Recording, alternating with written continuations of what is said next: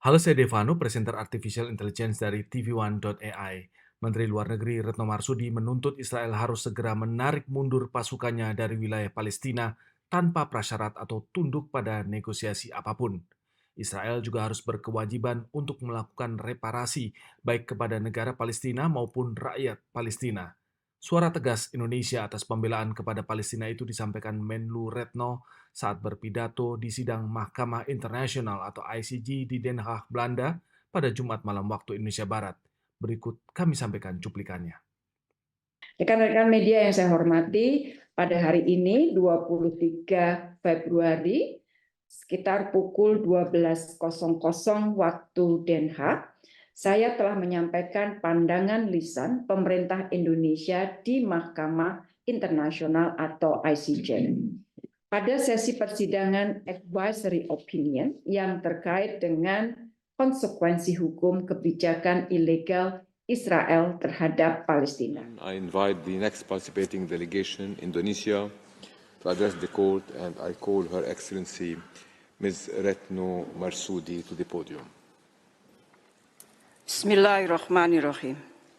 Mr. President, distinguished members of the court, I left my G20 meeting in Rio de Janeiro to stand before you today on behalf of the government of the Republic of Indonesia to express the solidarity of the Indonesian people on a matter of supreme and grave importance, a matter that strikes at our fragile humanity. I stand before you today to defend justice against the blatant violation of international law that has been committed by Israel. We have all witnessed the ongoing humanitarian catastrophe in Gaza and the following escalation throughout the region, which have emboldened a global call to address the root cause, the illegal Israeli occupation on Palestine. Israel's unlawful occupation and its atrocities must stop, and neither should it be normalized nor recognized. Mr. President, members of the court, it is clear that Israel has zero intention to respect, let alone abide by, its international legal obligation. The Prime Minister Benjamin Netanyahu even said, and I quote, "Nobody will stop us, not The Hague, not anybody else." Unquote. This is also evident in Israel's action in Gaza, as it is continuing its indiscriminative campaign of annihilation against civilians in Gaza. Apparently, the death of almost 30,000 lives is not enough for Israel, as it is close to launch another strike on Rafah, once the only gateway for life-saving humanitarian assistance to Gaza. No state should be granted a free rein to do anything they want against weaker state. This is why we have international law. This is why we need to uphold it. The role of ICJ is central to safeguard what the so-called rule-based international order. There is a big hope from the international community.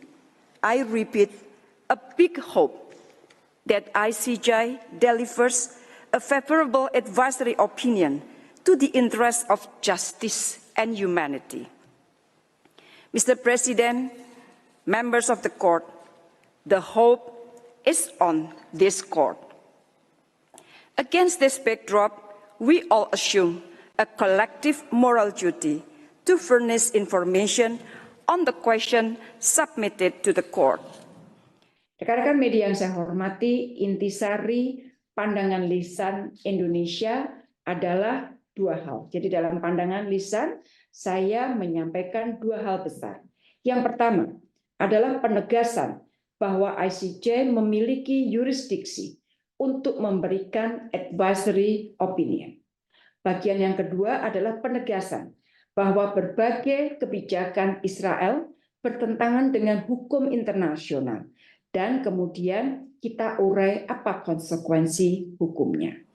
Mr. President, members of the court, my statement today will be divided into two parts.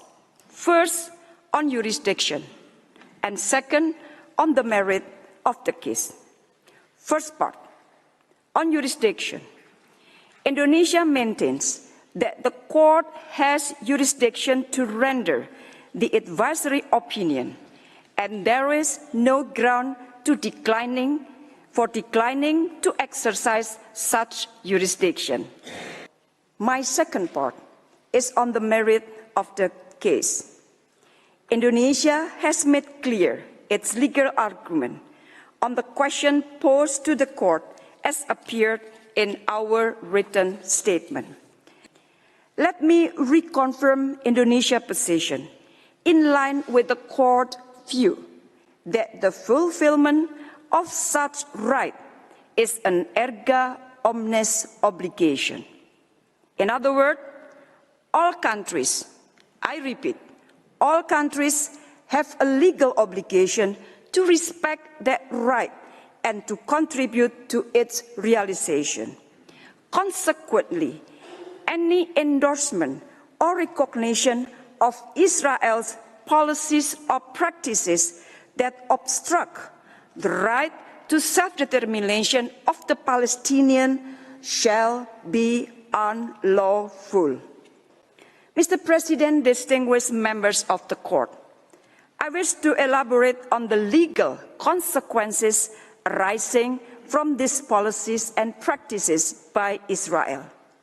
This should begin with respect to fundamental rights of the Palestinian people, particularly the right to self-determination, which has been systematically denied by Israel.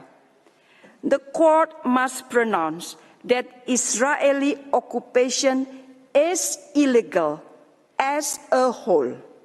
It follows that we must bring this illegal situation to an end.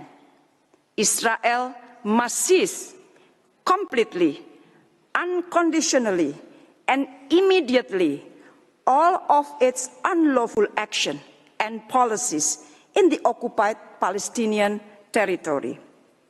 With the continued presence of Israeli forces in the West Bank and Gaza, it is impossible to see Israeli compliance with its obligation. Thus, it is imperative that Israel must withdraw its forces.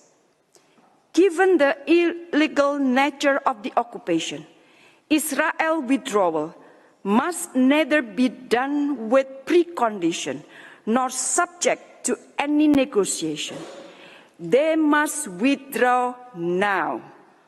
I repeat, they must withdraw now. Israel should also be obliged to make reparation both to the state of Palestine as well as to the Palestinian people. Rekan-rekan, di akhir pernyataan lisan saya tegaskan bahwa tidak ada satupun negara yang berada di atas hukum. Setiap manusia tanpa kecuali dilindungi oleh hukum. Dan saya juga menegaskan jangan sampai masyarakat internasional terus membiarkan Israel melanjutkan tindakan-tindakan ilegalnya. Saya tutup pernyataan lisan saya dengan mengatakan bahwa dunia dan masyarakat internasional memiliki harapan besar, big hope. Kalimat hope ini saya sampaikan beberapa kali di dalam pernyataan saya. Mr. President, members of the court, I would like to conclude by underlining that no country is above the law, that no country is above the law, and the sanctity of this court must be upheld. Indonesia believes that this legal motion is also a motion of global conscience.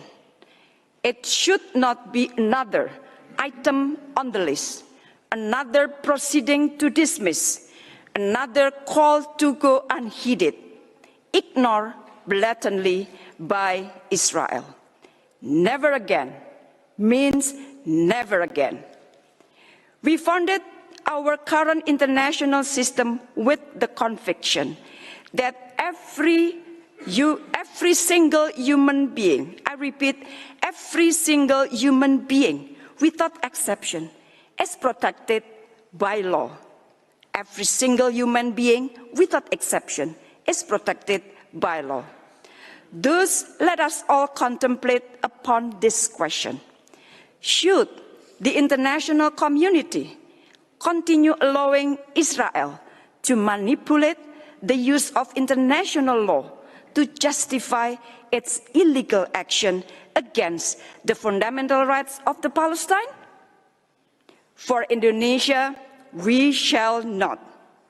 And once again, the hope is on this court, as the court is the guardian of justice.